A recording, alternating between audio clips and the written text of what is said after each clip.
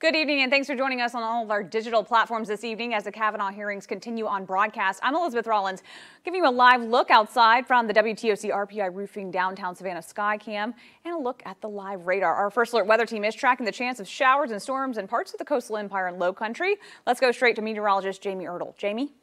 Elizabeth, we did have a severe thunderstorm warning for portions of Emmanuel County. Let's go overhead and go to TVM2 and I'll show you that. And we're looking at the past couple of hours on satellite and radar, and right along I-95, hit and miss showers through Richmond Hill, Savannah, and eventually Ridgeland. Quiet now in that corridor, so we look back to the west. And this storm triggered that severe thunderstorm warning for northern Emmanuel County. It's kind of splitting now and heading up into Burt County and Sylvania. You will not be affected by this. This will continue towards Sardis along 23. Back to the west, we have a cluster of showers and storms from Falling Rocks to Toombs Central. So it's going to be traveling right up to 280. So between Vidalia and Reedsville, you will feel the cooling effects of this, but not so much the rain, and you'll see the thunder and lightning, but you won't actually get poured on in Reedsville. This is going to head toward the Tyson area and eventually Metter. I think it has enough steam to do so. So your afternoon rush forecast a 40% chance of showers and storms, and we're still in the 80s at 8 o'clock. Your sunset at 7:15.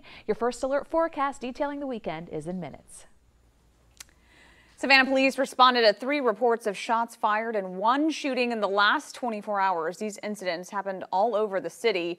Meredith Parker is joining us now live from the most recent one in Ardsley Park. Meredith?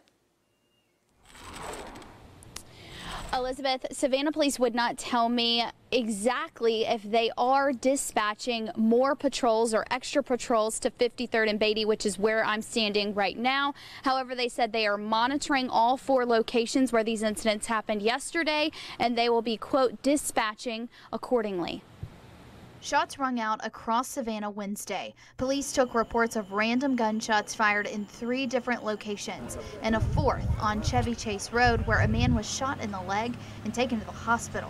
Community leaders like Nick Palumbo, Ardsley Park Neighborhood Association president, they're concerned. He pointed 2 blocks south where the gunshots started last night around 8 p.m. And people sustained property damage because of it. We're still trying to find out answers as to what happened, but if this was some kind of random incident, that's even more cause to find out what happened and why is it happening here. The Ardsley Park Neighborhood Association had already scheduled a town hall meeting for tonight. Now their focus will shift to the recent crime on 53rd and Beatty. Some neighbors told WTOC they heard up to 6 or 8 gunshots last night. This is involving a deadly weapon, and we need better police protection, better patrol, and find out what is causing these crimes, get to the root of it. And we were made an enormous promise in 2015 that they were going to fix this problem, and it is still persisting in this neighborhood and every neighborhood in Savannah. I've reached out to the Savannah police for the 4 reports from all of the events yesterday. I'm still waiting for those reports and more information about the incidents. For now, reporting live from Ardsley Park, Meredith Parker, WTOC News.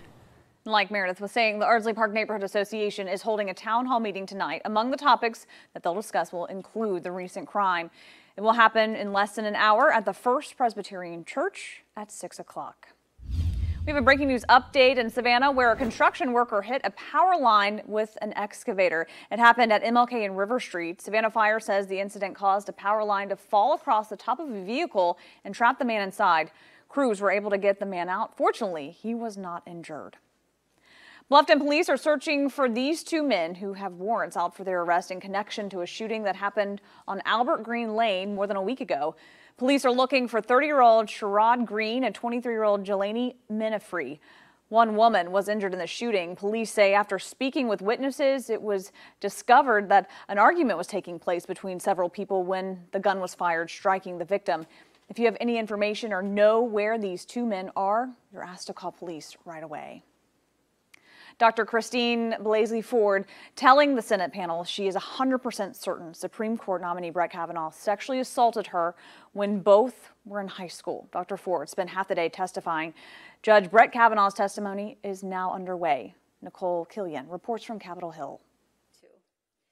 The details about that night that bring me here today are the ones I will never forget. Dr. Christine Blasey Ford told the Senate Judiciary panel how Judge Brett Kavanaugh assaulted her when both were teenagers. I was pushed onto the bed and Brett got on top of me. He began running his hands over my body and grinding into me. She described her most vivid memory involving Kavanaugh and his friend Mark Judge. The uproarious laughter between the two, and they're having fun at my expense.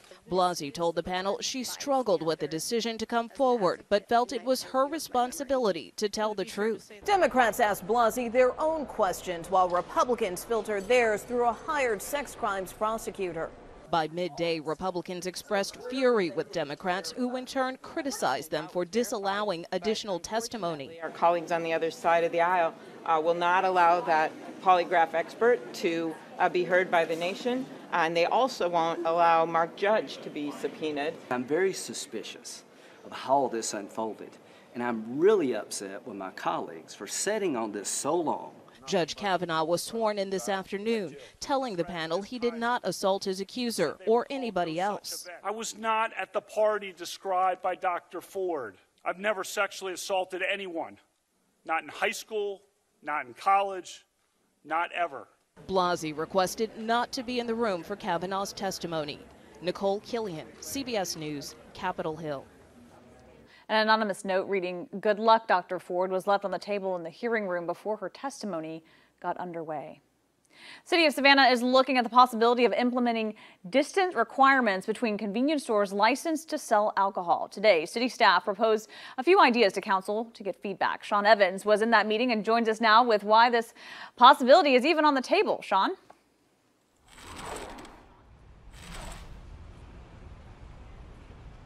Yeah, that was the question some on council asked, concerned what effect these limitations could have on the business community.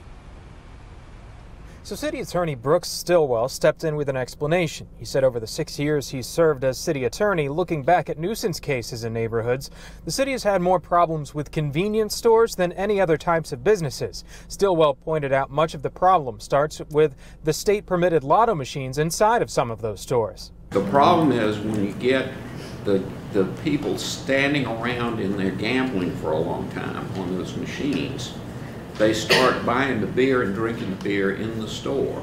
The city attorney added the patrons then tend to stand around outside the store in the parking lot for extended periods of time. It in effect becomes a neighborhood clubhouse kind of environment.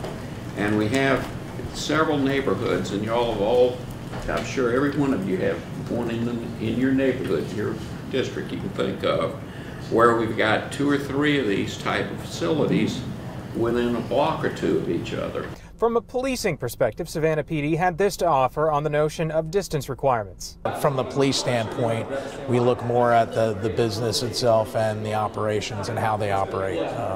To me, that's the main goal. It's not necessarily that there's a business there, it's how they operate that business. Now, right now, the proposal is still being molded as they try to determine things like measuring distance in feet or yards and property line to property line or door to door.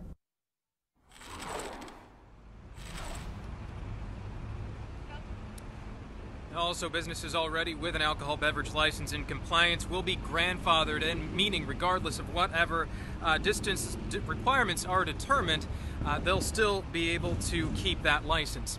Reporting live in downtown Savannah, Sean Evans, WTOC News. Happening now, the Lyons Police Department asking the public's help if they have any information on this vehicle that's suspected of being involved in a hit and run. They posted these pictures on their Facebook page. Police say the hit and run happened on Highway 280 on September 14th around 5:30 p.m. If you have any information, please call police right away. Florence continues to impact parts of the Carolinas. A flood warning is still in effect in Georgetown County, South Carolina. That flooding could bring several feet of water to downtown. They're expected to get 2 to 4 feet of water on Front Street. Almost all businesses downtown are closed with sandbags out front as they prepare for the flooding. And your tropical update for today, we do still have Tropical Storm Kirk down, moving toward the Lesser Antilles. Not the best of a circulation, but you can see here some of these thunderstorms bubbling up right there just north of the Bridgetown area. Now the latest mile per hour here on Kirk, it's still got sustained winds of 50, moving off to the west-northwest at about 14, but it is likely going to weaken once again as we go into the weekend south of Haiti. So we're keeping an eye on it, but right now it doesn't look like the mainland United States going to be impacted by this. Also, post-tropical cyclone Leslie spinning away over in the middle of the northern Atlantic. This thing has kind of just been moving around in the same area over the past few days, but very far away from the United States and not a concern. Another update coming your way in just a few minutes. Happening now, a public hearing underway in Camden County for a proposed space launch pad near Cumberland Island. Wright Gasway is at the meeting and gives us a look. The meeting just started at 5 o'clock here at the Rec Center in Camden County. It wraps up tonight at 7 o'clock. To say this issue is controversial might be an understatement. State and federal elected leaders have called this a big win for Georgia, saying it would provide a big economic impact. Residents, though, and even the agency that looks over Cumberland Island say the project will destroy the environmental landscape of the area. The Camden Spaceport will be in a 12,000-acre brownfield just a few miles from Cumberland Island. The rockets would then go out over Cumberland Island. Residents nearby and others want to protect that national park. The Coast Guard is hosting tonight's meeting, looking for feedback on this project that is years in the making. We'll have much more tonight on The News at 11. Reporting in Camden County, Wright Gasaway, WTOC News. New tonight, Memorial Health celebrating a big milestone. The emergency and trauma team has sustained its average ER wait time below 15 minutes for the past 90 days. The wait time is the amount of time it takes from when a person walks through the door of the emergency room to the time their medical care is started by a medical provider. Memorial celebrated this milestone that was achieved through teamwork and operational improvements. We're tracking some showers and storms across the coastal empire and low country. We did have a severe thunderstorm warning for portions of Emmanuel County, but now that has expired, and we'll continue to see that lightning and move toward the Sardis area with those heavy storms and continue to track this one back to the west. Falling Rock to Toombs Central. This is going to be continuing to move toward 280, and between Vidalia and Reedsville, I would say about 58 lightning strikes within the last 15 minutes in that area. On the south side, look at the flag blowing in the breeze, and we had some showers on the south side, knocked our temperature down to about 87 at Hunter Army Airfield, and now we're back up to a muggy 82, and now we're back up to a muggy 87, 92 in a non-rain cooled Claxton. And what does it feel like? It feels like 100 in Savannah, so very muggy out there, and it feels like 101 at Hunter, 103 in a non-rain cooled Beaufort, and 100 in Sylvania. Now, with that severe thunderstorm warning this afternoon, there's a possibility of maybe even one or more continuing in that same area for Scriven. But tomorrow, a general risk for thunderstorms across the coastal empire and low country. Hour by hour for the rest of the evening, a little impulse still seen here on Futurecast. You can see that from Savannah all the way down to McIntosh County and Glenn County and back to the borough, possible showers and maybe even some rumbles of thunder. And I think we will be done by midnight. A little pulse of energy coming in here, but for the most part, we should be dry from about midnight to about 8 o'clock. Friday, wake up, maybe some patchy fog, especially where it did rain, so maybe a little denser inland. Not quite certain there will be a dense fog advisory issued, but just be aware of that. Heading into the late mid-morning hours and your lunchtime, looking clear. And the sea breeze doesn't look to be firing up too many showers and storms tomorrow afternoon, but we still have to keep that chance on the not high side, but 40% for our Friday. This doesn't look like a lot, but there's a lot of moisture out there because of a cold front that's actually stalled out well to the west of us. 93 for the high in Jessup, 90 in Baxley, 91 Savannah, 91 Rincon, 89 Statesboro, 90 Sylvania, 89 Beaufort, 88 Hilton Head, and 92 in Ridgeland, 91 Hardeeville. We'll stay in the 90 range, give or take a couple degrees where you live, and then with cloud coverage and that front slowly trying to slide toward the coastal empire and low country, 85 is looking great on Sunday, though we do have a 50% chance of showers and storms. That'll linger through Monday, and then we try to dry it out and leave the humidity at the door. So what you see is what you will probably feel like heading into the middle of next week. Well, if you're an art lover, there's an exhibit opening tomorrow that you won't want to miss. Plus, a charity walk to raise awareness for a disease impacting more than 5 million Americans. Cyria Sandlin has everything you need to know to plan your Savannah weekend. Go back in time this weekend to early 20th century France as the highly anticipated Monet to Matisse exhibit opens on Friday. Telfair Museums is opening to the public an amazing exhibition called Monet to Matisse, Masterworks of French Impressionism from the Dixon Gallery of Gardens. So we've brought in 30 incredible paintings by artists ranging from Monet to Matisse and everyone in between that we're so excited to share with the Savannah community. There are artists included like Pissarro, John Singer Sargent, Mary Cassatt, so many of the big names of French Impressionism that really help tell the story of this incredible artistic movement. It will be running through February 10th. The quality of work exhibited in this show is really unlike anything that you'll see in the Savannah area. On Saturday, put on your purple and join WTOC in Ellis Square for the Walk to End Alzheimer's. We are having our Walk to End Alzheimer's. It will be Saturday, September 29th, and basically this is a time for our community to come together to raise awareness and funds for a cure for the disease. Because there's so many people who are dealing with this disease, whether or not they're a caregiver, an advocate, or they're actually affected by the disease. So it's just so important to get out there in the community so people can know what's happening and help us raise awareness for it. Right now we have over 600 participants, so we're expecting a great crowd this Saturday. Sunday night, we're kicking off the 6th annual Savannah Food and Wine Festival with the Bartenders Challenge here at The Grove.